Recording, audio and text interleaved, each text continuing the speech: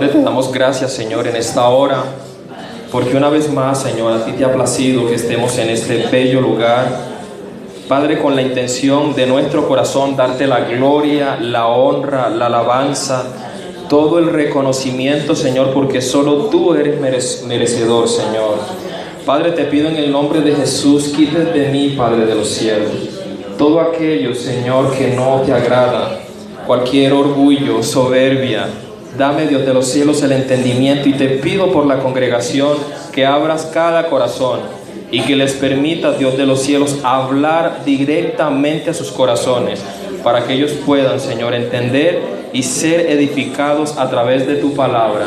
Te lo pido en el nombre glorioso de Jesús. Amén y amén. Gloria a Dios. Amados, como veníamos ahorita iniciando, vemos que la nación de Israel a través de toda la historia ha sido es la nación en la que más ha sido perseguida por el mundo. Es la iglesia que ha llevado una línea de sufrimientos continuamente, y si a cualquiera en cualquier estudioso de la historia, no de la Biblia, de la historia, pudiera dar evidencia de lo sufrido que ha sido este pueblo, podría no terminar en un día de describir lo que verdaderamente ha sufrido el pueblo de Dios, únicamente porque es el pueblo de Dios. Pero hay algo característico en este pueblo que era precisamente la causa de su opresión, de su sufrimiento. Tiene algo que es lineal, algo que es totalmente distinto a lo que muchas naciones han padecido. Y esta causa es precisamente la desobediencia. ¿Sí? La desobediencia es una de las palabras que se utilizan para descifrar una palabra de 6 letras que se llama pecado. ¿Sí? Por eso el pueblo de Israel ha sufrido tanto, y por eso también la iglesia de Cristo y también los cristianos, a veces por vivir en desobediencia, tenemos que pasar por esta situación tan desastrosa, tan trágica. Pero miren, el capítulo de Ezequiel 18 es un capítulo muy, muy, muy profundo, en la cual el profeta hace una diferencia en cada persona. Porque es que ellos venían o acostumbraban a decir que las tragedias que ellos vivían era a causa de sus padres, de su pasado. Pero vemos que en el libro de Ezequiel, ahora lo vamos a ver, el profeta nos da claridad y nos da entendimiento de que el pecado es no de la nación en sí. El pecado viene siendo también individualmente. Amén. O sea, que cada persona tiene que responder delante de Dios por su pecado. Amén. ¿Sí? Es decir, Dios nos da a nosotros la responsabilidad moral, la responsabilidad espiritual de responder por nuestro pecado. Sabemos que el mundo nació totalmente en la condenación del pecado. De hecho, Pablo lo describe en Romanos 3:9, que no hay justo, que él ha acusado a judío y a gentiles, y todos están bajo pecado. Amén. En el verso 10 dice, no hay justo ni un uno. No hay justo ni un uno. O sea que nadie tiene la capacidad de decir, yo soy una persona que verdaderamente cumple la ley de Dios. Amén.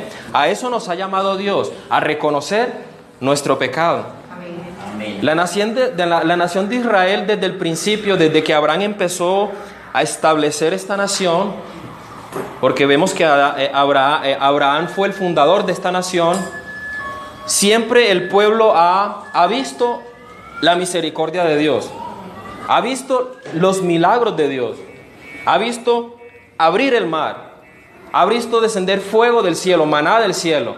Y a pesar de todo esto, el pueblo ha sido muy, muy, pero muy cerrado en su corazón. Hebreos 3:7 dice, a la iglesia, el escritor a los hebreos dice, cuando escuches hoy su voz, no endurezcas tu corazón como el día de la provocación, o sea, el pasado de Israel. Entonces todas estas circunstancias ha traído al pueblo de Israel de tragedia en tragedia. ¿Sí?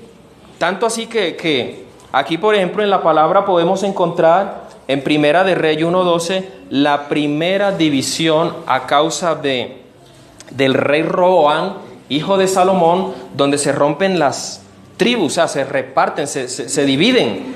Todas las 12 tribus, hay una ruptura total en el año de 1931 aproximadamente. ¿Sí? Y después de eso, el pueblo continúa con el mismo pecado. En tiempos de Ezequiel, Siria también toma lo que era Asiria. Asiria en aquel tiempo, hoy día le quitaron la, ahora es Siria, también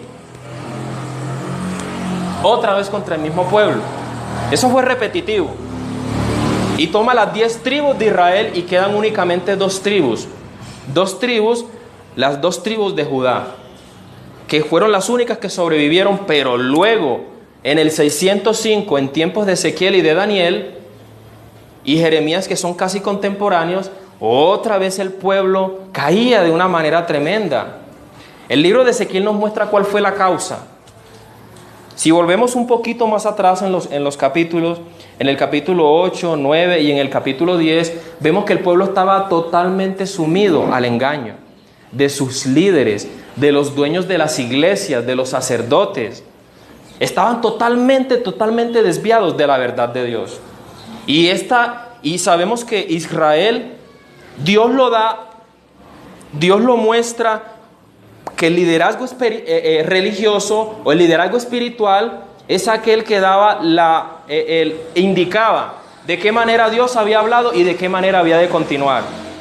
Y estos líderes estaban totalmente corrompidos, estaban totalmente desviados de la verdad de Dios. Y cuando hay un corazón engañado, ahí surge un engaño. Y a través de ese engaño actúa Satanás. Tanto así que en el capítulo 10 dice la palabra que en el capítulo 9, cuando hacían los sacrificios, la presencia de Dios venía. Pero cuando Ezequiel fue sacado y fue espiritualmente, le mostraron todos los pecados que hacían los sacerdotes en la oscuridad, en lo oculto.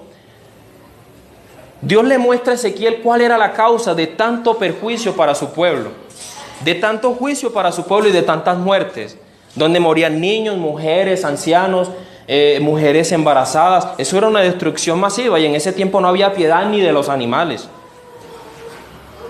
ni los pollitos, nada se salvaba. Todos eran degollados, matados. Eso era tremendo.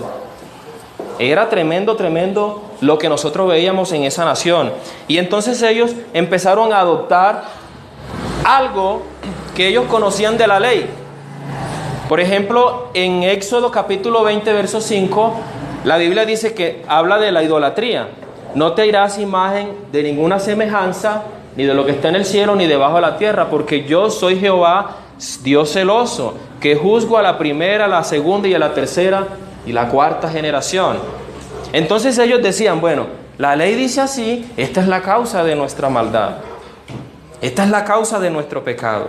Y no sabían ellos en lo más profundo de su ser de que es que ya Dios había dado precisamente en la Torá, en la ley, en los 5 primeros libros, había determinado en Deuteronomio 24, versículo 16, que Dios decía ahí que el Padre pagaba por sus culpas y que el Hijo tenía que pagar por su pecado.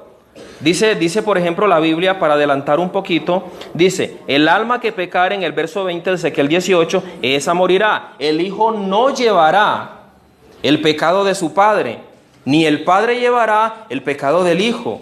La justicia del justo será sobre él, y la impiedad del impío será sobre él.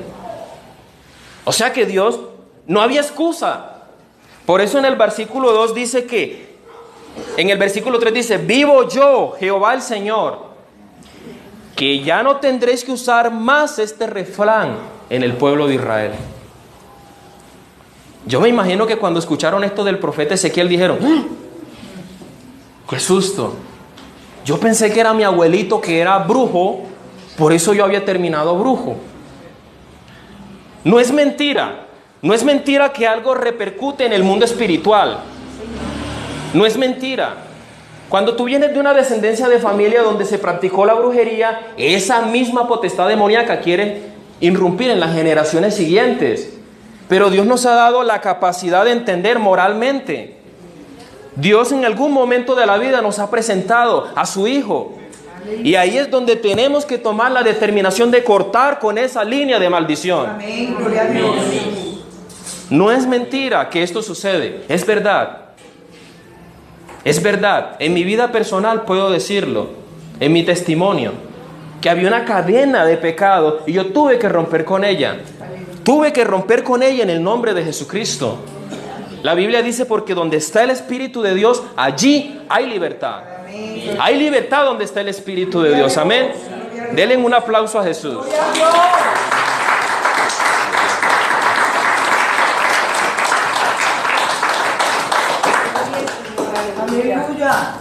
Esa es la tragedia de nosotros.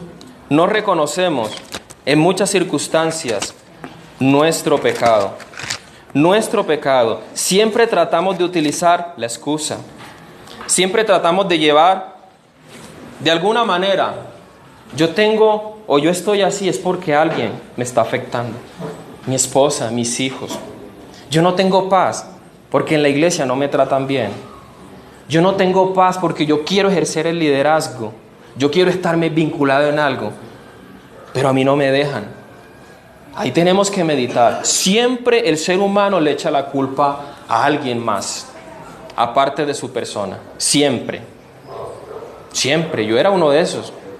Yo le decía a mi esposa antes de conocer al Señor o antes de comprender un poco más su palabra: amor, yo estoy así porque tú te portas así. Yo te trato así porque tú te portas así conmigo.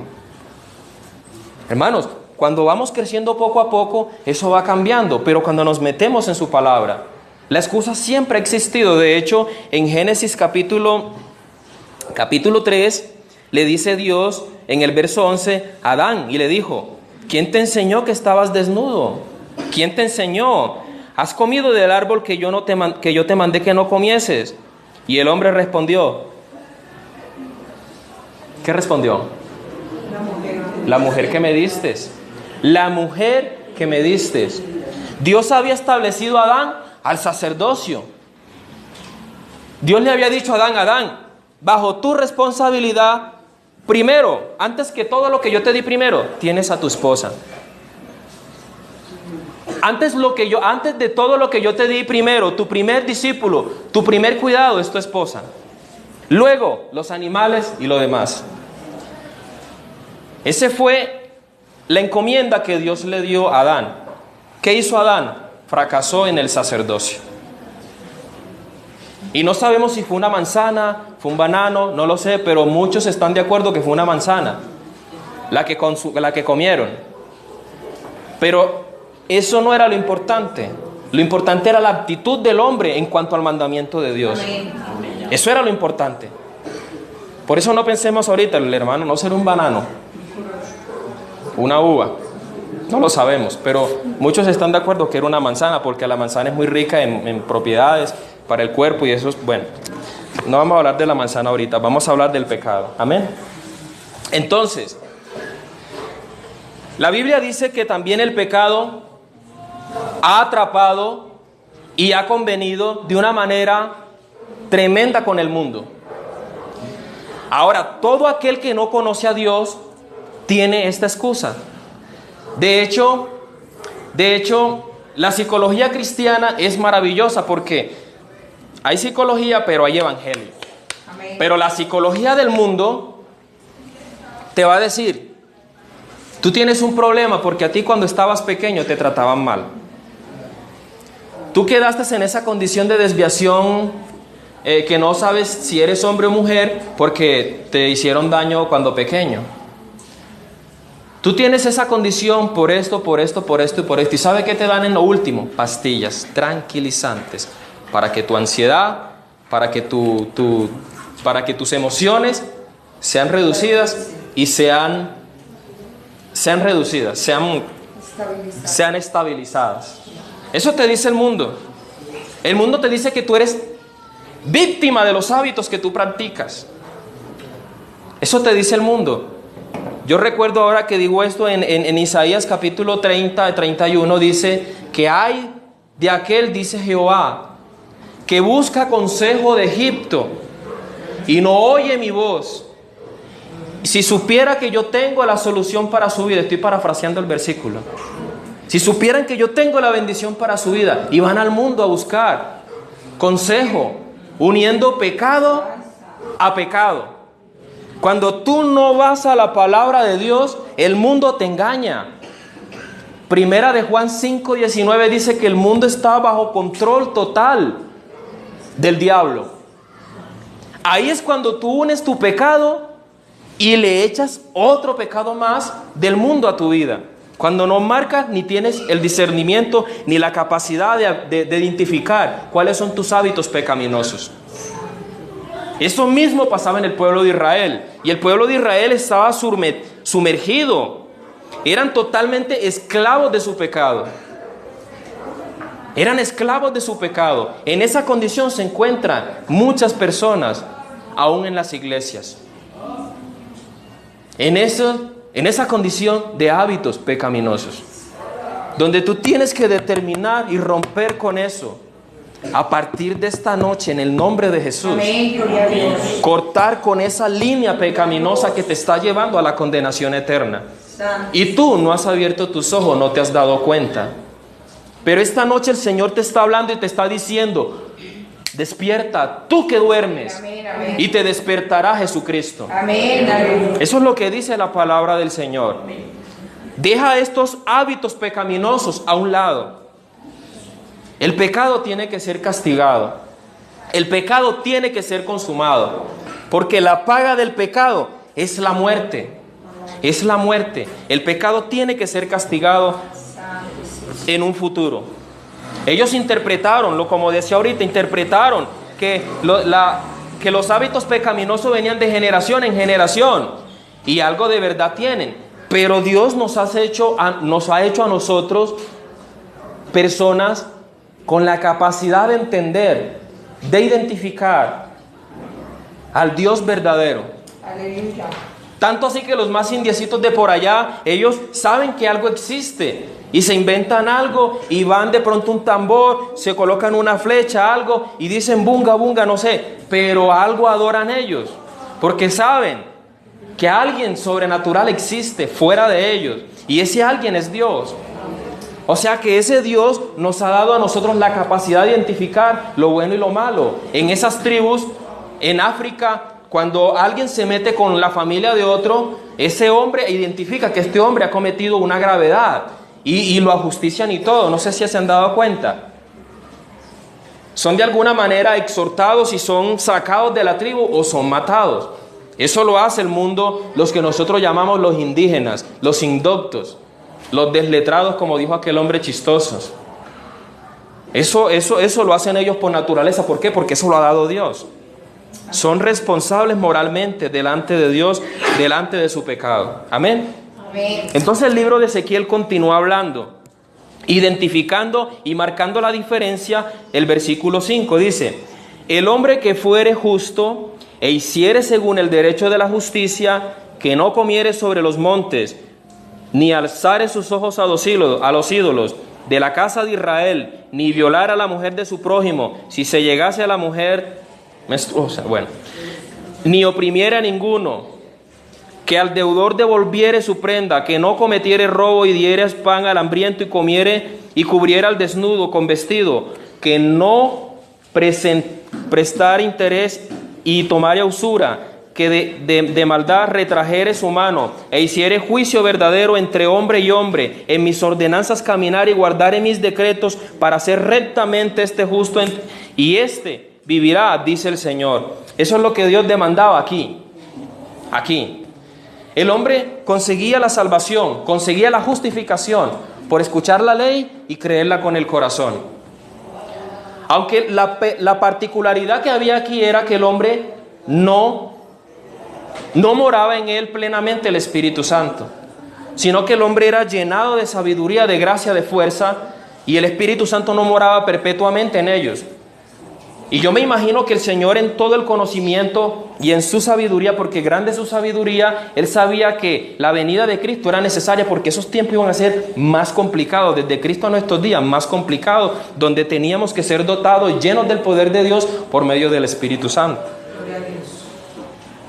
En Gálatas 4:4 dice que ese conocimiento Dios lo tenía y que ese conocimiento Dios lo daba a través de todos sus profetas y apóstoles. Dice, pero cuando vino el cumplimiento del tiempo, Dios envió a su Hijo. O sea que había un tiempo determinado para recibir ese poder y ese mensaje del Dios único y verdadero, donde Él nos iba a dotar con el Espíritu Santo y donde íbamos a poder derrotar de manera verdadera toda artimaña de pecado. Todo aquello que nos llevaba esclavizados al pecado, porque el que comete pecado es esclavo del pecado. ¿Qué hace un esclavo de manera natural? Un esclavo normal obedece a su amo. Cuando tú eres esclavo de alguien, tú tienes que obedecer a tu amo, gústete o no. Gústete o no, tienes que someterte a los mandamientos de tu amo. Por eso Jesús dijo, todo aquel que comete pecado, esclavo es de su pecado. Y si el Hijo los libertare, seréis verdaderamente libres. Seréis verdaderamente libres, dice el Señor. Entonces en Ezequiel del 5 al 9 vemos a un padre, porque el profeta hace una diferencia entre el padre y el hijo. Entre el padre y el hijo del versículo 5 hasta el versículo 9. Y del versículo 9 vamos a tratar de desmenuzar un poco, habla del hijo. Dice, mas si engendrare hijo ladrón, verso 10, derramador de sangre, que haga alguna cosa de estas y que haga las otras, que sino que comiere sobre los montes o violara a la mujer de su prójimo, al pobre, al menesteroso oprimiere y comiere de robos y no devolviere la prenda, alzare sus ojos a los ídolos, hiciera abominación, ¿cierto? Que prestar interés y tomar usura, vivirá no vivirá. Todas estas abominaciones hizo, de cierto morirá. Vean la trascendencia que hay aquí. En el capítulo verso 5 al verso 9 está el Padre. Y dice que en el verso 10, mas si engendrare hijos, vemos otra generación. Hay otra generación, ¿sí? Y esta generación trae la misma trascendencia, trae la misma línea de conducta, trae la misma línea o hábitos pecaminosos. Se repite la historia, se repitió aquí en este capítulo, en estos primeros 14 versículos. Pero si éste engendrare hijo, el cual viere todos los pecados de su padre, los que hizo, verso 14, y no hiciere según ellos, no comiere sobre los montes, otra vez la misma palabra, las mismas palabras, y dice que apartare su mano, verso 17, y su padre por cuanto hizo agravio, verso 18, despojó violentamente al hermano de medio de su pueblo, lo que no es bueno, he aquí, él también morirá por su maldad. Pero hay una bendición tan grande, verso 21, mas si el impío se apartare de todos sus pecados que hizo, guardare todos mis estatutos e hiciera según el derecho de la justicia, de cierto vivirá y no morirá, dice el Señor. Hay restauración y hay perdón de pecado. Amén.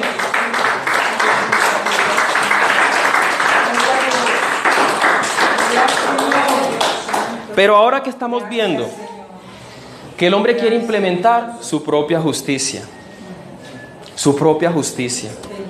por eso en el verso 24 vamos a leer lo siguiente. Aquí el hombre quiere implementar su propia justicia. Y vean cómo terminan en el verso 24. Dice la palabra del Señor.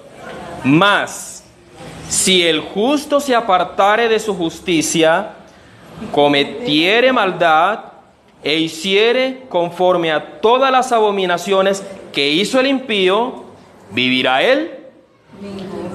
Ninguna de las justicias que hizo le serán tenidas en cuenta por su rebelión con que prevaricó y por el pecado que cometió, por ello morirá. Este versículo a mí me hizo así. Señor, ¿quién es el justo aquí? ¿Quién es el justo aquí en Ezequiel 18? Pero vamos a mirar este versículo y vamos a analizarlo con lupa. es necesario analizar este versículo de la manera correcta. Vamos a mirarlo desde la perspectiva histórica de Ezequiel. ¿A quién se lo está diciendo? Y tenemos que mirar todo su contexto. ¿A qué se está refiriendo Ezequiel aquí? A una persona que tenía una justicia. Vamos a identificar qué tipo de justicia tenía este hombre aquí.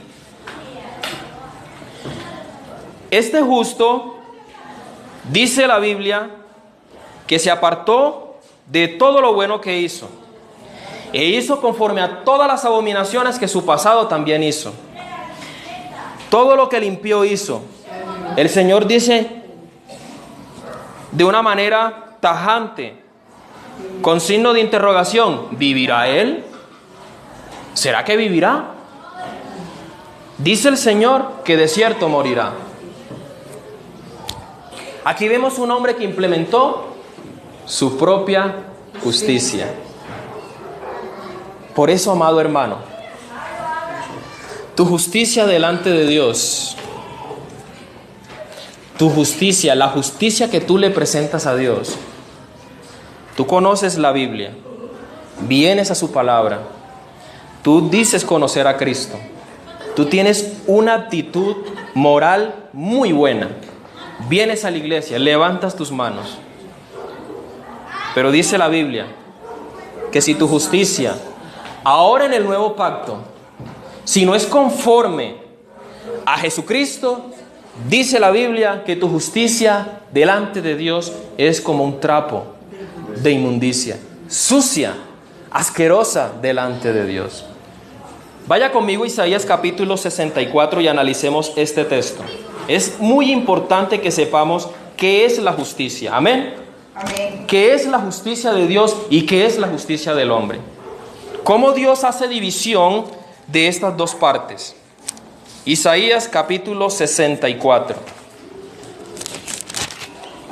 Isaías capítulo 64. Cuando lo tenga, Amén. digan amén. Isaías capítulo 64, Amén. verso 6. Vamos a mirar a qué se refiere el Señor aquí. Dice la palabra de Dios: si bien todos nosotros somos como suciedad, detengámonos ahí. ¿Qué significa la palabra suciedad? Yo estuve leyendo esto, lo investigué en el Strong. El Strong es el interlineal hebreo, donde podemos encontrar las raíces etimológicas de las palabras. A mí me encanta esto, a veces me ven hablando de que es que hebreo y griego, y yo soy de aquí de Colombia, pero esto es básico y es bueno para nosotros profundizar y encontrar el original y la raíz etimológica y el significado exacto de cada palabra de la palabra de Dios. Esto es interesante, ojalá usted se inquiete por esto. Esto es exquisito, esto es hermoso. Esto es bonito. Yo no quiero de pronto especular, pero sí es muy hermoso.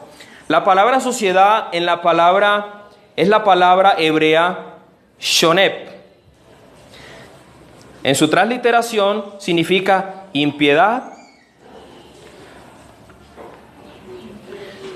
moral, llena de maldad, un impío total. En este versículo especialmente. O sea, en este versículo especialmente significa impiedad y una moral muy malvada. Eso significa suciedad en este versículo, porque en otros versículos también tiene otros adjetivos significativos para ese contexto que se está leyendo. O sea, que nuestra justicia delante de Dios es una suciedad, y todas nuestras justicias como trapo de inmundicia. Como trapo de inmundicia. La palabra justicia es un intento de obedecer a Dios, es un intento de hacer y de cumplir la ley de Dios por nuestros medios humanos. En este versículo. Ojo, en este versículo. Porque la palabra justicia, esa palabra viene del hebreo sedeb, que significa también hacer lo que es justo. Y para Dios es hacer justicia de Dios. Pero en este versículo su adjetivo es intento de obedecer a Dios por medio humano. Sin real conversión, sin dejar los hábitos pecaminosos y sin haber sido arrepentido internamente. Eso significa este versículo.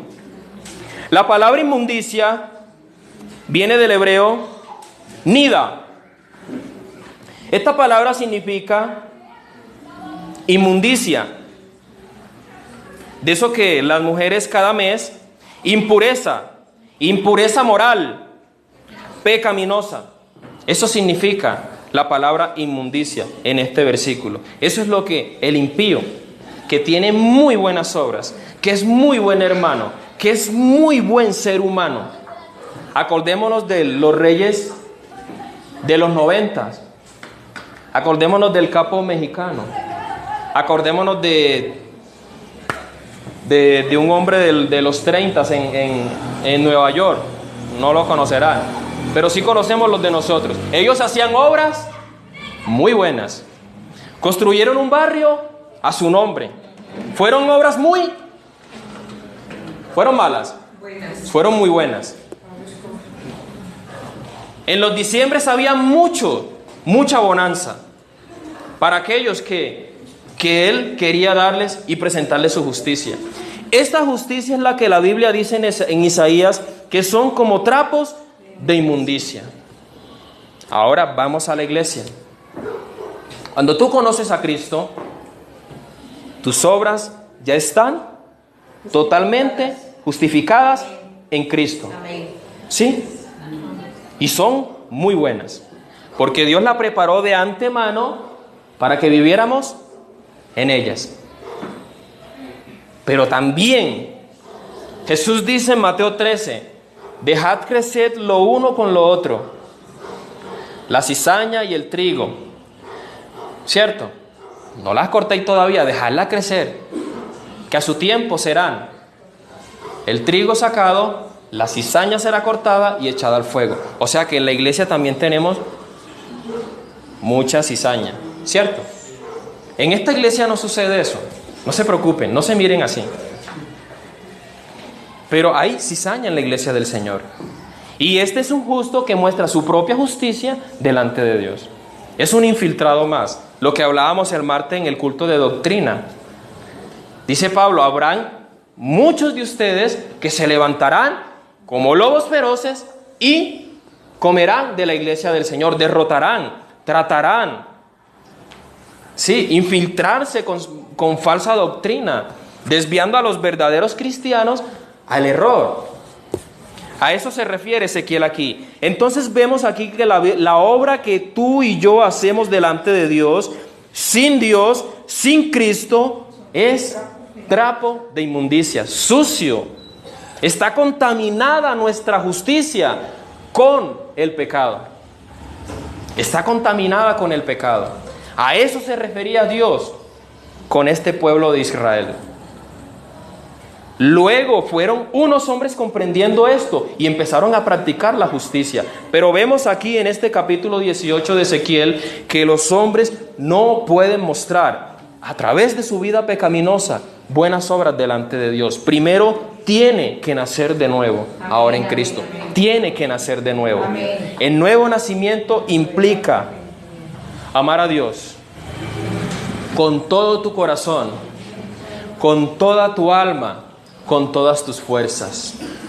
Ama a tu prójimo como a ti mismo. Si en verdad amas a Dios, tú amas a tu prójimo aunque te ofenda. Tú amas y perdonas cuando te lastiman. Tú eres tolerante, mas no compartes. Tú oras por aquella persona que te hace daño. Eso significa amar a Dios. ¿Y quién es una persona que ama a Dios verdaderamente? Alguien que ha nacido de nuevo. Alguien que tiene reinando en su corazón a Jesucristo. Ese es el verdadero que ama. Ese es un verdadero siervo de Dios. ¿Qué produce la verdad? Aquí en el versículo 24 de Ezequiel vimos que hay un justo que se pierde. Porque presentó justicia hombrecéntrica totalmente. Esfuerzos humanos. Yo me voy a portar bien. Yo no voy a cometer pecado. Yo no voy a hacer esto. Pero no quiero recibir a Jesucristo todavía. Yo sé que si yo me porto bien en la iglesia, lo que pasa es que mire, el enemigo es tan astuto que nos oculta a veces. Nos oculta a veces nuestra verdadera identidad en nuestra casa. Cuando hay un escándalo en mi casa y llega un hermano, todo el mundo callado, no digan nada. Y todo el mundo tú lo encuentras así.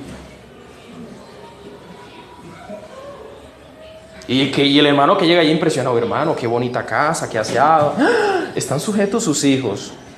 ¡Ah! Su esposa, ay, está como moradita aquí mi amada hermana, pero ay, todo está como bien, hay paz. A veces el enemigo camufla la mentira para que ni tú ni yo nos demos cuenta. Porque nuestro verdadero gimnasio está en nuestra casa. Ahí está el verdadero gimnasio espiritual. Ahí está, en nuestra casa. Tú vienes a este lugar, yo veo aquí un poco San Patricios y mucha Santa Risa de Casias, y veo muchos Martín Luteros, veo mucha gente santa aquí. Pero en nuestra casa mostramos a veces lo que verdaderamente somos. Yo me atrevo a decir esto, no quiero vanagloriarme, tengo a mi mamá y a mi esposa. Y yo trato en todo lo posible, por medio de la fe, ojo esto, por medio de la fe. No es porque yo haga un esfuerzo humano, Señor, yo quiero portarme bien. Es por medio de la fe. Y yo sé que tú también lo haces. Amén. Es que no es el predicador, no es Luis, ni la pastora, ni ninguno de nosotros. Todos tratamos de vivir por medio de la fe. Amén. Para que Dios nos dé las fuerzas de no ser hipócritas aquí en este lugar, de que lo que mostremos aquí, lo mostremos en todo lugar en donde estemos. Amén. En el trabajo, en la casa, en todo lugar. Y eso nos va a hacer responsable delante de Dios, moralmente, espiritualmente. Gloria a Dios. Y esa justicia viene de parte de Dios, por medio de la fe. No es mi propia justicia, es la justicia que viene del cielo. Amén. Por medio de la fe, por medio de Jesucristo. Amén, sí, Señor. Esa es la verdadera fe. Eso es fe. El justo por la fe vivirá. Ahora en Cristo, yo recibí a Jesucristo en mi corazón. Yo recibí a Jesucristo en mi corazón.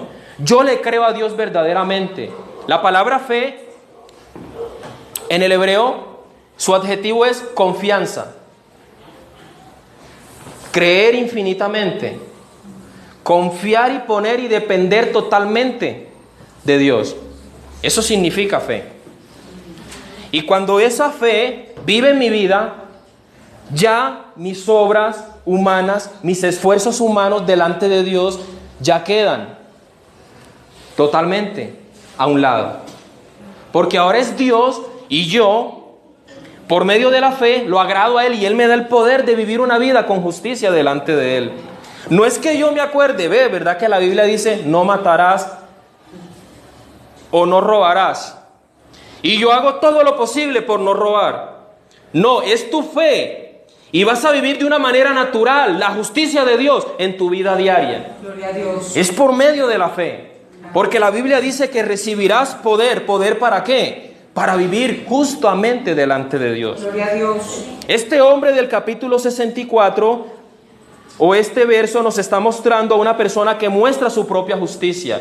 Y en el capítulo 18, 24, verso 24 de Ezequiel, este hombre mostró su justicia hombrecéntrica. Y la Biblia dice que si tú muestras la justicia que tú quieres presentarle a Dios, la ofrenda que tú quieres presentarle a Dios, caes bajo maldición. Eso fue lo que hizo el hombre rico.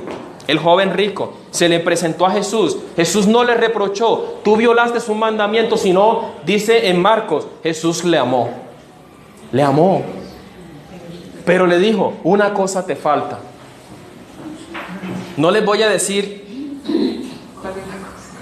cuál es la situación o cuál es la parafraseada, pero el significado profundo no es el dinero, es lo que él más amaba.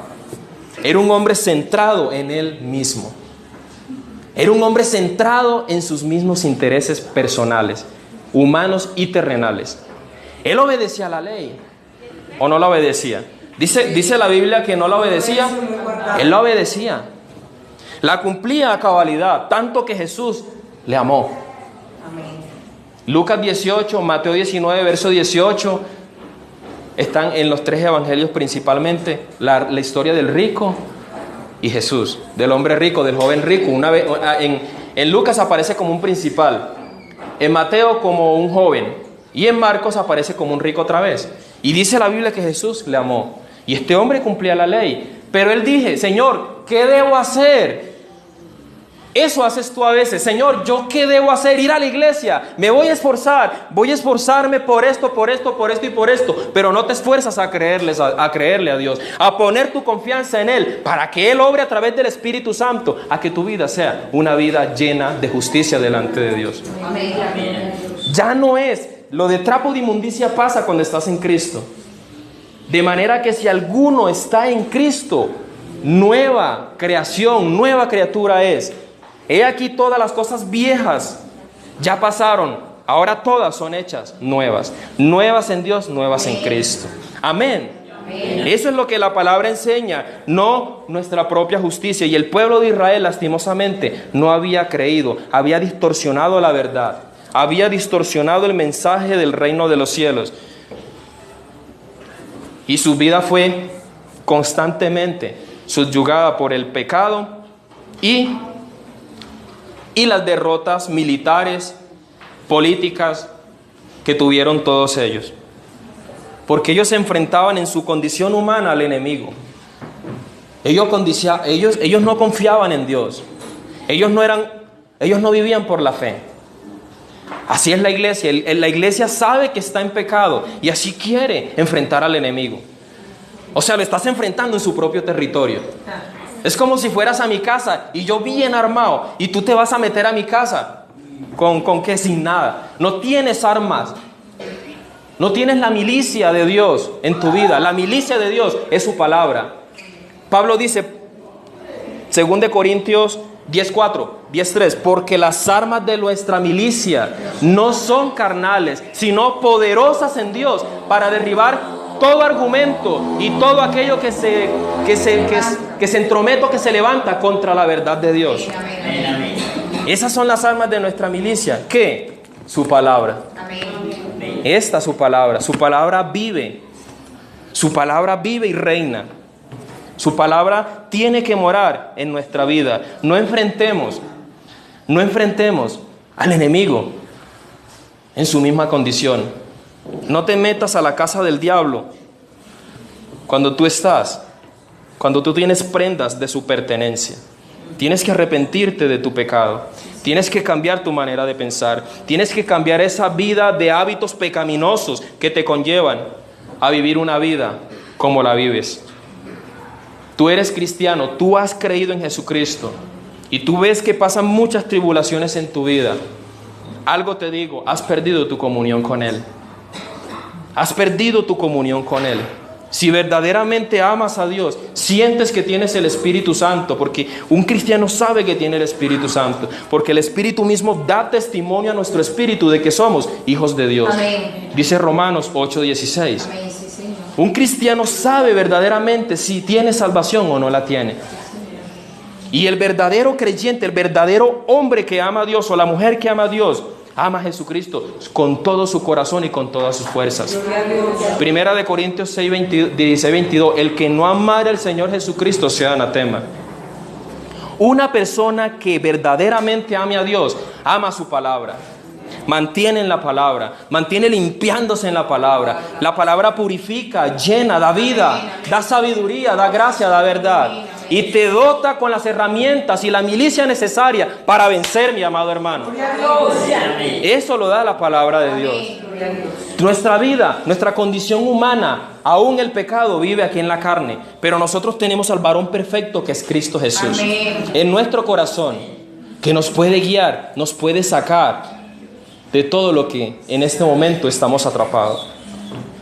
Cuando verdaderamente sientes que tienes el Espíritu Santo y rompes comunión con Dios, viene un ejemplo contra la adversidad, viene algo tremendo a tu vida. En el mundo espiritual me imagino esa potestad grande de demonios que se viene a atacarte y hacerte creer que Dios no te ama, a ponerte tristezas, a dudar que tú has sido justificado con la sangre del Cordero, si en verdad eres creyente. Y viene un engaño autopersonal, viene un autoengaño en nosotros, de que nosotros creemos que estamos bien con Dios, de que creemos en verdad que estamos bien con Dios, y nuestra obra de justicia delante de Él está totalmente distorsionada. Vemos que no tenemos santidad, no tenemos deseo por orar, no tenemos deseo por buscar una comunión con Él, y por eso vea, tenga. El demonio anda, tú lo espantas lleno del Espíritu Santo, él se va como una mosca. Pero dice un refrán por allí que la mosca está allí pendiente cuando tú das la oportunidad. Y es como un cono, un helado, un reguero de dulce. Dio la oportunidad, otra vez viene. Tú tienes que estar vigilando y orando todos los días. Cuando pierdes la comunión, sientes que no tienes paz en tu vida. No hay paz, no hay tranquilidad. Estamos intranquilos, enojados. Todo nos parece absurdo. Viene alguien a darnos un abrazo y creemos que nos viene a dar 2 puños a la misma vez. Eso creemos cuando perdemos la comunión con el Señor. Perdemos el gozo, tenemos ansiedad. Tenemos una ansiedad tremenda. Yo quiero hacer esto, aunque sé que es malo, lo quiero hacer. Has perdido tu comunión con el Señor. Perdemos la protección de Dios también, mi amado hermano. La Biblia dice que el ángel de Jehová acampa alrededor de los que le temen y lo defienden. Amén. Perdemos la protección de Dios en nuestra vida física. Por eso vemos que hombres grandes de Dios, uno no sabe ni debe de juzgar, ¿cierto? Mueren de una manera tremenda, a veces porque ese era el tiempo que Dios tenía para ellos, pero a veces no sabemos si era que de pronto sus vidas delante de Él, cómo estaban, no lo sabemos. Perdemos la protección, aún la de nuestros propios hijos. Aún la de nuestros propios hijos en nuestra casa perdemos la protección de Dios. Eso es tremendo, por eso debemos estar cada día, amado hermano, Efesios 6:18, orando y velando en todo tiempo, en toda súplica en el Espíritu. Porque si en verdad tenemos a Dios en nuestro corazón, estas cosas tenemos que pasar a veces, pero esas cosas suceden a veces por nuestra incredulidad. El hombre verdadero de Dios o la mujer de Dios peca y se arrepiente, vuelve a su Padre. Dice como el fariseo y el publicano, dice el publicano, soy consciente que soy pecador, la palabra correcta es cuando el publicano habla y dice, soy inmundo, Señor, perdóname, mientras que el fariseo se daba ¿qué? Alabanzas, y el publicano se daba golpes de pecho. Señor, soy consciente que soy pecador. Cuando tú tienes esa expresión en tu vida, te digo algo, amado hermano, Dios está dándote la identidad de lo cual eres. Eres un verdadero hijo de Dios. Te arrepientes de tu pecado y te apartas de Él. Te arrepientes de tu pecado y te apartas de Él. Eso fue lo que no entendió el pueblo de Israel, y bajo esa condición siempre vivió, siempre sufrió, siempre falleció. ¿Por qué? Porque no entendieron la verdadera voluntad de Dios. No es nuestra propia justicia, amado hermano, es la justicia que viene del cielo. El Dios verdadero, único y todopoderoso nos ha dado a Jesucristo. Lo tenemos de nuestro lado. No te cambies. No cambies tu manera de pensar. No cambies tu manera de vivir. Únicamente si estás bajo la cobertura de Dios. Si es algo que no viene de Dios, mi amado hermano, deséchalo. Cambia de actitud. Vuélvete a Él, arrepiéntete de tu pecado. Porque el que se arrepiente, el que encubre su pecado no prospera. Pero el que se arrepiente y se aparta de Él, Dios tiene misericordia. Nuestra justicia, mi amado hermano, delante de Dios, sin Dios, sin Cristo, son como trapos de inmundicia. Tú necesitas redención verdadera. Tú necesitas justicia de Dios verdadera. Si tu justicia es como la que nos muestra Ezequiel, ten mucho cuidado, porque este error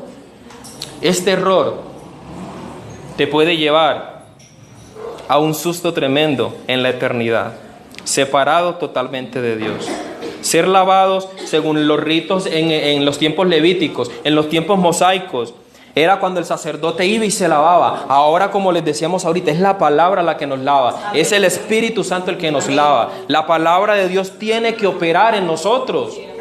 Tienes que vivir siempre Siempre, siempre pendiente, alerta, con oídos espirituales, ojos espirituales, boca espiritual, lleno de la presencia de Dios. Porque los ataques contra tu vida van a ser diarios, todos los días.